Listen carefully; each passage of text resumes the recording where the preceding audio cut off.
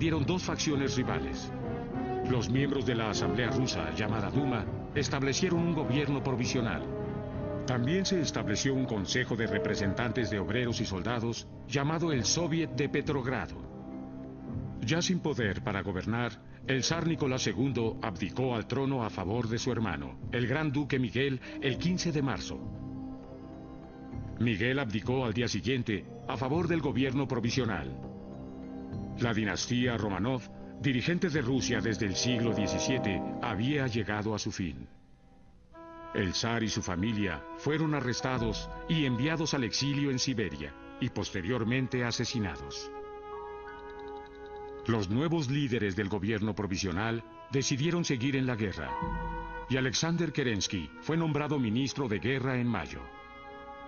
El 1 de julio, Rusia lanzó su última ofensiva dentro de la Primera Guerra Mundial.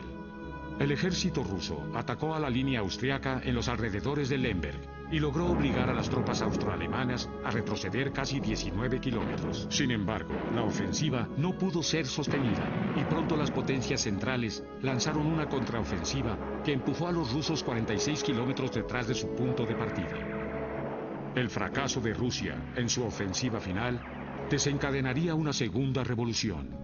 A mediados de julio, izquierdistas bolcheviques llevaron a cabo un golpe de Estado contra el nuevo gobierno, siendo encabezados por Nikolai Lenin. Pero el golpe fracasaría al cabo de 2 días. Lenin y sus seguidores huyeron a Finlandia. En agosto, Alexander Kerensky fue nombrado primer ministro del gobierno ruso. Otro intento de golpe de Estado ocurriría en septiembre, esta vez por parte de fuerzas de derecha encabezadas por el general Kornilov del ejército ruso. Kerensky recurrió a los izquierdistas bolcheviques para obtener el apoyo popular para su gobierno.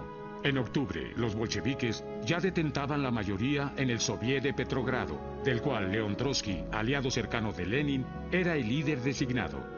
El 23 de octubre, los bolcheviques declararon su apoyo a un levantamiento armado contra el gobierno. El 6 de noviembre, los bolcheviques comenzaron a apoderarse de estaciones ferroviarias, plantas de luz, bancos y del teléfono. El 7 de noviembre, voluntarios bolcheviques, conocidos como Guardias Rojas, asolaron el Palacio de Invierno y arrestaron a miembros del gobierno provisional. Alexander Kerensky abandonó Petrogrado y terminaría exiliándose a los Estados Unidos. Nikolai Lenin pronto reaparecería cuando los bolcheviques tomaran el control absoluto del gobierno. Este movimiento fue conocido como la Revolución de Octubre debido al antiguo calendario que los rusos habían usado hasta el momento. Los bolcheviques, ahora asentados en el poder, querían poner fin a la guerra con Alemania.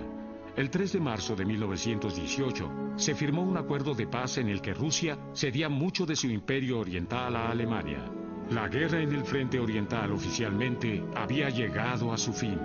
En el frente occidental, durante 1916 y 1917, los alemanes recurrieron a una nueva estrategia defensiva antes de que sus submarinos comenzaran a causar estropicios y caos en los embarques aliados a Gran Bretaña. Retrocedieron unos 15 kilómetros y al hacerlo, fortalecieron sus líneas recortándolas y fortificándolas. Al resultado se le conoció como la línea Hindenburg. En abril, tropas británicas y canadienses atacaron la línea alemana en la batalla de Arras. Las fuerzas canadienses capturaron la cordillera fortificada de Vimy, mientras que los británicos lograron internarse 2 kilómetros en territorio enemigo, aunque sufrieron 150.000 bajas. La ofensiva francesa, comandada por el general Robert Nivelle, comenzó el 16 de abril, pero los alemanes estaban bien preparados para recibir su avance. Al término del mes de abril, los franceses habían sufrido más de 250.000 bajas y ganado muy poco terreno. Las numerosas pérdidas de vidas ocasionaron un motín masivo entre los integrantes del ejército francés. Nivelle fue reemplazado por el general Henri Pétain y se restableció cierto orden. El nuevo plan de ataque de Pétain consistía en no atacar, sino en mantenerse a la defensiva hasta que las tropas norteamericanas llegaran a Europa. Cientos de hombres fueron sentenciados a prisión por amotinarse. Algunos incluso fueron fusilados. Sin embargo, los alemanes ignoraban que el enemigo se hubiera amotinado y no aprovecharon para atacar a los aliados.